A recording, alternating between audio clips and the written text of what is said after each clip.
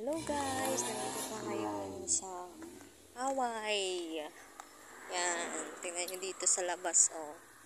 Ganda. Yan. May mga kainan na rin dito in case na magutom kayo, malapit lang. Pwede magpa-picture dyan guys, picture-picture, yan. Yan ang historical church ng Hawaii. Yan, ang ganda guys. Yan guys, pupunta tayo ngayon sa loob ng church. Tayo ay magmumuni at magpapasalamat. Tingnan natin dun sa loob. Anong itsura sa loob ng Hawaii Church. Yan guys, ang ganda dito sa may labas niya. Ang daming flowers. Yan, dito sa banda dyan sa may side niya may mga kainan na din. Yan, papasok po tayo ngayon sa loob.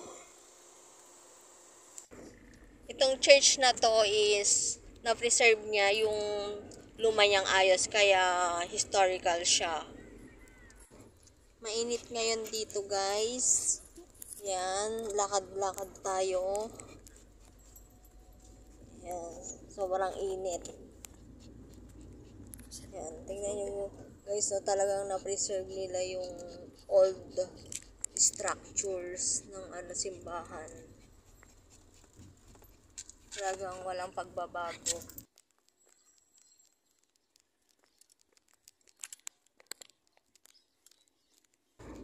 Dito na tayo sa loob. Yan, pasok na tayo. No, magdadasal muna tayo. Walang masyadong tao kasi hindi ngayon Sunday.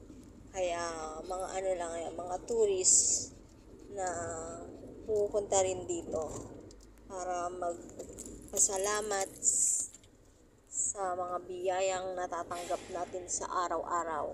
Yan. Yan. Kaya mag-pray muna tayo guys. Yan, after natin mag-church, dito naman tayo ngayon sa daan tayo dito sa Marcia's Delicacies. Bibili tayo ng pasalubong. Ito yung store dito or isang sikat na bilihan ng mga pasalubong dito sa Ilocos. Yan, maraming tao. Pila-pila sila. Naghihintay kasi masarap yung mga ang pasalubong nila dito guys. Madami silang mga delicacies, iba't ibang klase. Merong puto seco, bibingka, asaba cake, and madami pang iba guys. Ayan guys, ang dami. May mga chips sila, mga corny, and then mga drinks na avocado ata yan or guyabano na gawa sa juice. Yan. Yan silang mga nuts. Yan. Toasted na bread. Yan guys, madami kayong pagpipilian.